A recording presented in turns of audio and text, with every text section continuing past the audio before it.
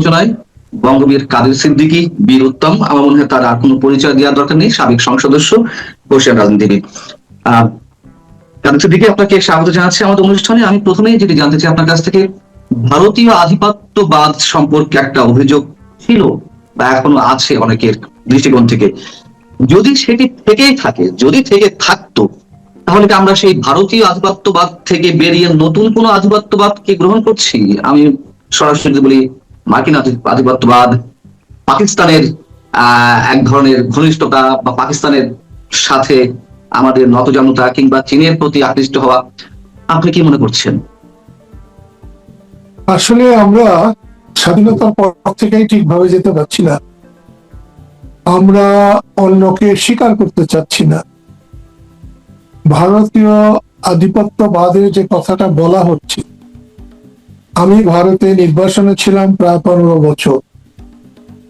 বঙ্গবন্ধুর হত্যার প্রতিবাদ করে আমি ভারতে প্রতিরোধের সময় ছিলাম। আমার কাছে কিন্তু ভারতীয় একজন নেতাকেও মনে হয়নি যে তারা বাংলাদেশের উপরে কর্তৃত্ব করছে। এবং ভারতের বিশেষ করে পশ্চিমবঙ্গে আমরা ভাষা আন্দোলনের জন্য যে সংগ্রাম করেছি এবং ভাষা আন্দোলনে আমাদের ভূমিকার জন্য পশ্চিমবঙ্গ তো বটেই, সারা ভারত আমাদেরকে দেবতার চোখে দেখত যখন আমরা মুক্তিযুদ্ধ করেছি। ভারত যে ধরনের দেশ, সেখানে সাম্প্রদায়িকতার খুব একটা জায়গা ভারতে নেই। হ্যাঁ, অনেকেই সাম্প্রদায়িক লোকজন আছেন, কিন্তু সমগ্র ভারত কখনো সাম্প্রদায়িক না। সেই জন্য ভারতের আধিপত্যবাদের কথাটা আমাদের দিক থেকে বলা অত যুক্তিযুক্ত না। বরঞ্চ আমরাই অনেকে নতজন আচরণ করি ভারতের সঙ্গে। ভারতের সঙ্গে মর্যাদার, সমমর্যাদার, বন্ধুত্বের আচরণ করলে আমার মনে হয় ভারত এবং ভারতের প্রাণ, ভারতের জনগণ, তারা খুশি হবে, খুশি হতো। এখন নতুন করে যে চীনের সঙ্গে সম্পর্ক কথা উঠছে, এটাকে আমরা অস্বীকার করতে পারি না। চীন বর্তমানে একটি অত্যন্ত অগ্রসরকামী দেশ, কিন্তু যখনই পাকিস্তান নিয়ে কথা ওঠে তখন বুক চিরে যায়। পাকিস্তান যে অত্যাচার করছে, মা বোনের সম্মান যেভাবে ধ্বংস করেছে, সেই পাকিস্তানের সঙ্গে ঠিক আছে রাজনীতি চলে, কিন্তু পাকিস্তানের সাথে বন্ধুত্ব চলে না। তাহলে সাম্প্রতিক সময় বা বিশেষ করে ডক্টর ইউনূসের সরকারের সময় থেকে পাকিস্তানের সাথে আমাদের যে একটি অতি ঘনিষ্ঠতা, বা পাকিস্তান যেভাবে প্রভাব বিস্তার করার চেষ্টা করছে, পাকিস্তান হারিয়ে যাওয়া ভাই বলে সম্বোধন করলো বাংলাদেশকে 5 আগস্টের পর, 2024-এর 5 আগস্টের পর, এবং বিশেষ করে মার্কিন যে চুক্তি সম্পাদিত হয়েছে তাতে মার্কিন বলয়ের মধ্যে আমরা যেভাবে ঢুকে পড়ছি, আপনি কি মনে করেন যে সবকিছু মিলিয়ে মুক্তিযুদ্ধের সময় যে রাশিয়া ভারত আমাদের সহযোগিতা করেছিল, তার উল্টো দিকে যে চিত্রটা ছিল আমরা সেটি কি এখন গ্রহণ করছি? পাকিস্তান, চীন, তুরস্ক, বিশেষ করে মার্কিন যুক্তরাষ্ট্রের প্রতি আমাদের যে এক ধরনের প্রেম, প্রেম তো নয়, নতজনতা, আপনি কি মনে করছেন এর সাথে মুক্তিযুদ্ধ বিষয়টা লুকিয়ে রয়েছে? নিশ্চয়ই, নিশ্চয়ই। আল্লাহ সর্বশক্তিমান এবং আল্লাহ সব সময় ন্যায় বিচার করেন। অধ্যাপক ইউনূস যদি অন্তর্বর্তীকালীন সরকারের প্রধান না হতেন, তাহলে সারা বিশ্বে এবং বিশেষ করে আমার অধ্যাপক ইউনূসের প্রতি একটা ভুল ধারণা থেকে যেত। আজকে আমেরিকা বাংলাদেশের উপরে সেই মুক্তিযুদ্ধের সময় যতটা প্রভাব ফেলতে পারছে কখনো পারবে না। America America. এবং আমি তো আশা করব যে যাতে রাজনৈতিক ভাবে তারেক রহমান গণতান্ত্রিক রাষ্ট্র পরিচালনা করেন, কোন জবরদস্তি রাষ্ট্র পরিচালনা করতে গিয়ে তিনি যাতে ব্যর্থ না হন। যেমন বলতেই হয়, আপনিও জেলে ছিলেন, আমার বড় ভাই লতিফ সিদ্দিকী, আপনারা সন্ত্রাসের বিরুদ্ধে কথা বলতে গিয়ে, আপনারা গণতন্ত্রের পক্ষে কথা বলতে গিয়ে, সংবিধান রক্ষার জন্য কথা বলতে গিয়ে অধ্যাপক ইউনূসের আমলে আপনারা নির্যাতন সহ্য করেছেন। সেজন্য আমি আপনাকে ধন্যবাদ জানাই দেশের মানুষের পক্ষ থেকে। এবং ওই মামলায় সবসময় সেটা ছিল 28শে নভেম্বর, হ্যাঁ, জঘন্যতম। বাংলাদেশে আমার মনে হয় এইরকম জঘন্যতম যারা সন্ত্রাস করেছে তাদের নয়, যারা সন্ত্রাসের দ্বারা সন্ত্রাসিত হয়েছে, নির্যাতিত হয়েছে, তাদের নামে মোকদ্দমা করে তাদেরকে হ্যারাস করা হয়েছে। এমন উপমা বাংলাদেশে আপনি দ্বিতীয় কোনোটা পাবেন না। মুক্তিযোদ্ধারা যেভাবে লাঞ্ছিত হচ্ছেন এবং আহ, আপনার বিরুদ্ধে সাম্প্রতিক সময়ে একটি অভিযোগ ঠিক না, মানে আমি এটি অভিযোগও বলবো না, এটি এক ধরনের নোংরামি কিনা আমি জানি না, যে যেই মব বাংলাদেশে ডক্টর ইউনূসের সময় থেকে শুরু হয়েছে, সেই মব নাকি আপনি শুরু করেছিলেন। মুক্তিযুদ্ধের পরপরই আপনি বিহারীদের হত্যা করেছেন, এমনকি এমন ন্যারেটিভও উচ্চারণ করা হচ্ছে আমাদের মুক্তিযুদ্ধকে মেলাইন করার জন্য, যে মুক্তিযুদ্ধ শুরু হওয়ার আগেই, ফেব্রুয়ারি বা মার্চের 26-এর আগেই 1.5-2 লাখ বিহারি হত্যা করা হয়েছিল। আপনি এই জায়গা থেকে কি বলবেন? এগুলো নাকি মব ছিল এবং আপনি মবটি সৃষ্টি করেছিলেন। আসলে আসলে যারা 24-এর আন্দোলন করেছে তারা দেশের প্রতি তাদের কতটা আস্থা ছিল, দেশকে তারা কতটা চিনে, তাদের কার্যকলাপে আমি এটা বুঝতে পারি না। অথচ তারা যে কাজটা করেছিলেন, শেখ হাসিনা সরকারের যে পতন ঘটিয়েছিলেন, এটা বাংলাদেশের সমগ্র মানুষের সমর্থনের কারণে এটা সম্ভব হয়েছিল। এটা যারা গুটি কয়েক নেতৃত্ব করেছেন তাদের জন্য না, আমিও সমর্থন করেছিলাম। কারণ শেখ হাসিনা মানুষকে সম্মান করতে ভুলে যাচ্ছিলেন এবং ভুলে গিয়েছিলেন। এরকম করলে ভবিষ্যতেও যারা করবেন তাদেরও এই পরিণতি হবে, এর বাইরে যাওয়ার কোনো পথ নেই। এখন মত নিয়ে যে কথা বলেছে, মুক্তিযুদ্ধের শুরুতে 1.5-2 লাখ বিহারিকে মেরেছিল, এরা তারা যদি বিহারির সন্তান হতেন তাহলে বলতে পারতেন। মুক্তিযুদ্ধের শুরুতে অবাঙালি 10 জন বাঙালি মরেছে কিনা সন্দেহ, হতে পারে 10, 12, 15 জন, কিন্তু অবাঙালিরা বাঙালিদের মুক্তিযুদ্ধ শুরুর আগেই 2-3 হাজার তো মেরেছে, এতে কোনো সন্দেহ। আমাকে নিয়ে যদি প্রশ্ন হয়, আমি একজন মানুষকেও হত্যা করি নাই। আমি 2-4 জনকে শাস্তি দিয়েছি। মুক্তিযুদ্ধের সময় এত বড় একটা অধ্যায় পার হয়েছে। আমাদের এলাকায় 4-5টা মানুষও মুক্তিযুদ্ধের শুরুতে মারা যায়। তাই যারা এখন কথা বলেন তাদের হয়তো অভ্যাস আছে মানুষকে মারার। একজন মানুষকে কেন, একটা পিঁপড়াকে যখন আমরা জীবন দিতে পারবো না, তখন আমরা কাউকে মারতে পারি না। আর মুক্তিযুদ্ধ সম্পর্কে এখনকার ছেলে মেয়েদের, বিশেষ করে যারা মুক্তিযুদ্ধ বিরোধী, তাদের জানা নাই। পৃথিবীর ইতিহাসে মুক্তিযুদ্ধ, বাংলাদেশের মুক্তিযুদ্ধ যে পরিমাণ শৃঙ্খলার মধ্য দিয়ে অনুষ্ঠিত হয়েছে, পৃথিবীর আর কোথাও কোনো মুক্তিযুদ্ধে, কোনো সংগ্রাম এতটা নিয়ন্ত্রিত থেকে শেষ হয় নাই বা সফলতা অর্জন করেনি। সেই জন্য বলবো, মুক্তিযুদ্ধটা ছিল সত্যিই মুক্তির, হত্যার না। হ্যাঁ, কেউ কেউ বলতে পারেন আমি 4 জনকে শাস্তি দিয়েছিলাম পল্টন ময়দানে 18ই ডিসেম্বর 1971। তারা নারী হরণকারী ছিলেন, তারা লুটেরা ছিলেন, বাড়ি থেকে টাকা নিয়ে গিয়েছিলেন। ওই পল্টন ময়দানে প্রায় 2.5-3 লক্ষ মানুষ ছিল। তারা বলেছিলেন, আমরা যখন জিজ্ঞেস করেছি এদের কি করা হবে, এই হলো, এই যে 2টি মেয়ে, 14-15 বছরের 2টি মেয়েকে নিয়ে এসছে, টাকা নিয়েছে, গাড়ি হাইজ্যাক করেছে, এই মেয়ে 2টির বাবাকে হত্যা করার জন্য গাড়ির বনাটে, পিছনের বনাটে ঢেকে রেখেছিল, এদের কি করা যায়? তাদেরকে শুধু, আমার মনে হয় 2.5-3 লক্ষ মানুষই গর্জে উঠেছিল, এদের শাস্তি মৃত্যুদণ্ড, মৃত্যুদণ্ড, মৃত্যুদণ্ড।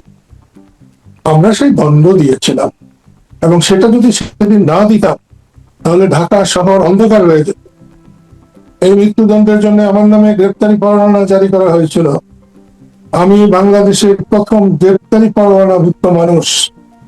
আর টাঙ্গাইলে যখন অষ্টমীতে বঙ্গবন্ধু গিয়েছিলেন, তখন তিনি বলেছিলেন, কাদের পল্টনে 4 জনকে শাস্তি দিয়েছে, যারা লুটতরাজ করে, যারা মা বোনের সম্মান নষ্ট করে, তাদের আরো 1000 জনকে যদিও শাস্তি দিত তাহলেও ধন্যবাদ। এই হলো বঙ্গবন্ধু, আর এই হলো বর্তমান। সেই জন্য আপনাকে বলছি, মবের কোনো জায়গা, বিশৃঙ্খলার কোনো জায়গা নেই।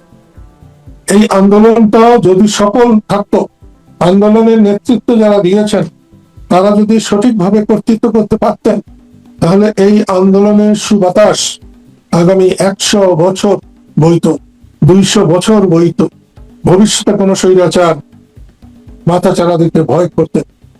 কিন্তু শেখ হাসিনাকে বা আওয়ামী লীগের সরকারকে, আমি এটাকে আওয়ামী লীগের সরকার বলি না, শেখ হাসিনার নেতৃত্বের সরকার, মানে শেখ হাসিনার লীগেরই সরকার, এই শেখ হাসিনাকে উৎখাত করার জন্য তারা যে সফলতা অর্জন করেছিলেন এটা 1000 বছর থাকতো, কিন্তু তাদের কর্মকাণ্ডে 1 বছরও নেই। সেই জন্য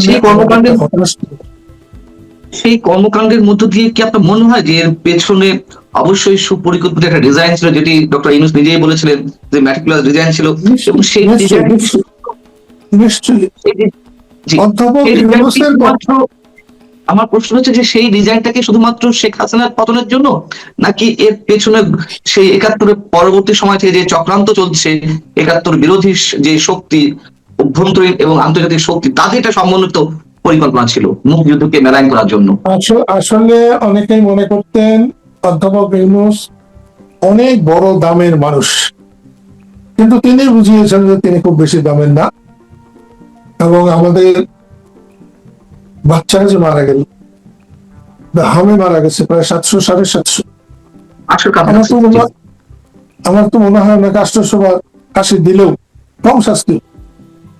এখানে আপনি যে প্রশ্নটা করেছেন এটা সত্যিকারের মুক্তিযুদ্ধের বিরোধী একটি সুপরিকল্পিত আন্দোলনই ছিল, এতে অস্বীকার করা যায় না। এবং এই আন্দোলনটা মূলত আমেরিকা এর সঙ্গে ছিল, অধ্যাপক ইউনূস ছিল, কিন্তু এই আন্দোলনটা মূলত জামাতি পরিচালনা করেছে একেবারে নিবিড় ভাব। এবং মানুষ যদি আগে জানতে পারতো যে সঙ্গে জামাত জড়িত, তাহলে আমি আল্লাহকে হাজির নাজির জেনে বলতে পারি যে কোনোভাবে এই আন্দোলন সফল হতো না।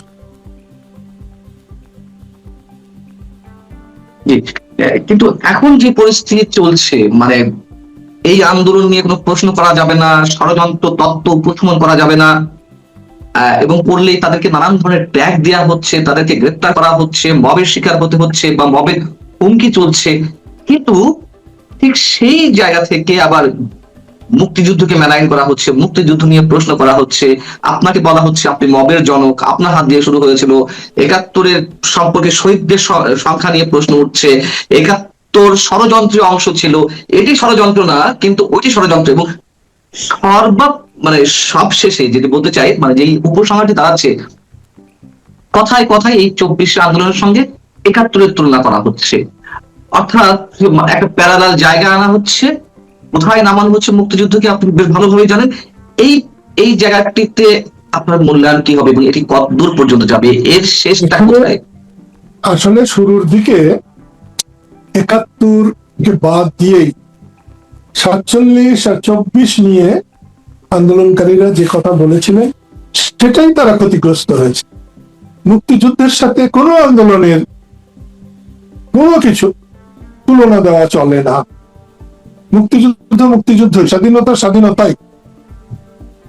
এবং যারা ভাবছেন অনেক কিছু করেছেন, তারা খুব বেশি দিন মুক্তিযুদ্ধকে অস্বীকার করে, স্বাধীনতাকে অস্বীকার করে, বঙ্গবন্ধুকে অস্বীকার করে, জিয়াউর রহমানকে অস্বীকার করে, আমাদেরকে মিথ্যা বলে বঙ্গবন্ধুর মাথায় যারা পেশাব করেছে, তারপর তো আমি ভাবি না যে আমাদের কোনো সম্মান থাকার কোনো দরকার আছে। মুক্তিযুদ্ধ হলে জিয়াউর রহমানের মাথায় পেশাব করছে, আমার মাথায় করে। যারা মুক্তিযুদ্ধের চেতনায় বিশ্বাস করে তাদেরকে গালি দেওয়া হচ্ছে, তাদেরকে জুতার মালা দেওয়া হচ্ছে, এবং এটা বেশি দিন পারবেন না। আমি একটা কথা বলবো যে শেখ হাসিনা উনি যদি ঠিকভাবে চলতেন, তার পতনের পরেও তিনি যদি বুঝতেন, দেশের মানুষকে যদি বলতে পারতেন মানুষই ভুল করে, হয়তো আমিও ভুল করেছি, আমাকে মাফ করে দিন, দেখতেন এতদিন দেশে আগুন জ্বলে যেত। যখন ইন্দিরা গান্ধীর পতন হয়েছিল, আমি তখন বঙ্গবন্ধুর হত্যার প্রতিবাদে ভারতে ছিলাম। 77 সালে যখন ইন্দিরা গান্ধীর পতন হয়, 78 79 সালের শুরুর দিকে বিহারে প্রচন্ড বন্যা হয়েছিল। তিনি হাতির পিঠে চলে ইন্দিরা গান্ধী গিয়েছিলেন। সেখানে গিয়ে তিনি বলেছিলেন, ভাইও और बहनों, गलती हो गया, माफी मांगता हूं, माफ कर दो। যে সঞ্জয় গান্ধীকে আমি শিলিগুড়িতে দেখেছি, সঞ্জয় গান্ধীর মুখে গায়ে থুতু ছিটিয়েছে রাস্তার দুপাশের মানুষ, অন্তত পক্ষে 70-80 হাজার মানুষ তাকে থুতু ছিটিয়েছিল। ইন্দিরা গান্ধীর মাপ চাওয়ার পরে 3 মাসের মধ্যে সারা ভারত ইন্দিরাময় হয়ে গিয়েছিল। এই দেশে সাধারণ মানুষের বড় কেউ নাই। আল্লাহ রসুলের পরেই মানুষের মর্যাদা এবং তাকে সম্মান করা দরকার। আমি আপনার এই উপস্থিতির মাধ্যমে আপনার দ্বারা আমি শেখ হাসিনাকে বলবো যে তিনি দেশের মানুষের কাছে খালাস নিয়তে মাপ চান। দেখবেন মানুষ তাকে ভালোবাসবে, মানুষ তার পাশে দাঁড়াবে। আমি মাপ চাইতাম তার জন্য, কিন্তু আমি তার জন্য মাপ চাইতে পারি না, কারণ আমি তার অতটা কাছের মানুষ না, অতটা নির্ভরযোগ্য মানুষ না। আমি বঙ্গবন্ধুর জন্য মাপ চাইতে পারি, বাংলাদেশের স্বাধীনতার জন্য মাপ চাইতে পারি, স্বাধীনতার কোন জন অন্যায় করলে তার জন্য আমি মাপ চাইতে পারি, কিন্তু আমি সরাসরি শেখ হাসিনার জন্য চাইতে পারি না। তিনি অতটা বিশ্বাস করলে, আমাদের মর্যাদা দিলে, তাহলে চাইতে নিশ্চয়ই পারতাম। যে মর্যাদা বঙ্গবন্ধু দিয়েছেন, মাওলানা ভাসানী দিয়েছেন, সেই মর্যাদা আমরা শেখ হাসিনার কাছ থেকে কেউ পাই। ডক্টর কামাল হোসেন পাই, আমি পাই নাই, আমির হোসেন আমু পায় নাই, তোফায়েল আহমদ পায় নাই, কেউ পায়। সেই জন্য আপনার মাধ্যমে বলছি, দেশের মানুষকে গোলাম না, দলের কর্মীরা কর্মচারী না, তাদেরকে কর্মী বন্ধুর মতো ভাবতে হবে। বাংলাদেশ মুক্তিযুদ্ধের, বাংলাদেশ বঙ্গবন্ধু, বাংলাদেশ মৌলানা ভাসানীর, বাংলাদেশ জিয়াউর রহমানের, তাকে যতই অস্বীকার করা হোক, জিয়াউর রহমানের মুক্তিযুদ্ধে যথেষ্ট অবদান আছে। আর কিছু থাকুক না থাকুক, জিয়াউর রহমান ছিলেন বলে মুক্তিযুদ্ধে অনেক মানুষ সাহস পেয়েছে। সে ব্যাপারটা আমাকে নিয়েও বলা যেতে পারে যে আমি মুক্তিযুদ্ধে জিয়াউর রহমানকে একজন অত্যন্ত সম্মানী মানুষ মনে করেছি। মুক্তিযুদ্ধে জিয়াউর রহমানের কাছ থেকে আমি অস্ত্র নিয়ে এসেছি। মুক্তিযুদ্ধের সময় আমাদের কাদেরিয়া বাহিনী যখন মানকার চরে ছিল, তেল ঢালাতে ছিল, তখন জিয়াউর রহমানের ক্যাম্পের থেকে খাবার এসেছে, আমাদের খাবার পৌঁছার আগে যদি কখনো 2-1 বার। সেই জন্য মুক্তিযুদ্ধটা বাংলাদেশের মুক্তিযুদ্ধ, মুক্তিযুদ্ধটা বিএনপির না, আওয়ামী লীগের না, মুক্তিযুদ্ধটা সত্যিকার অর্থেই সামগ্রিক দেশের ছিল। আমরা সেইভাবে এই যুদ্ধটাকে যদি দেশের সম্মান, দেশের জিনিস বলতে পারি। মুক্তিযুদ্ধের সময় জয় বাংলা স্লোগান আমরা সবাই দিয়েছি, জিয়াউর রহমানে দিয়েছে, কর্নেল অলিও দিয়েছে, সবাই দিয়েছে। আজকে আমরা জয় বাংলা স্লোগান বানাইলাম আওয়ামী লীগের, আর জিন্দাবাদ বাংলাদেশ জিন্দাবাদ হলো বিএনপি। বাংলাদেশ জিন্দাবাদ বিএনপি বলুক, কিন্তু জয় বাংলা ও বাংলাদেশের মুক্তির স্লোগান, স্বাধীনতা আর জয় বাংলা আলাদা নয়, এক জিনিস। আপনি শেখ হাসিনাকে ক্ষমা চাওয়ার আহ্বান জানাচ্ছেন, মানে স্পেশালি কোন জায়গা থেকে আপনি ক্ষমা চাওয়ার আহ্বানটি জানাচ্ছেন? একজন নেতা যখন নেতৃত্ব করে তার ভুল ভ্রান্তি হতেই পারে, তার কোনো কাম থেকে না, সার্বিক ভাবে তিনি ক্ষমা চাইবেন। যতটুকু মানুষ আশা করেছে ততটুকু তো নাও করতে পারেন উনি। ক্ষমা চাওয়ার জন্য চিহ্নিত কোনো বিষয় দরকার করেন, আর উনি চিহ্নিত কোনো অপরাধও করেন। অপরাধ তার নেতৃত্ব, যদি অপরাধ ধরা হয়, নেতৃত্বের অপরাধ হলে নেতৃত্বের ক্ষমাও আছে। তিনি ঘোষণা দিয়েছেন যে চলতি বছরের ডিসেম্বরের মধ্যেই তিনি দেশে ফিরে আত্মসমর্পণ করবেন এবং বিচারের মুখোমুখি হবেন। এবং সেই জায়গা থেকে আপনি নিশ্চয় জানেন গত কয়েকদিনে কার কি মন্তব্য।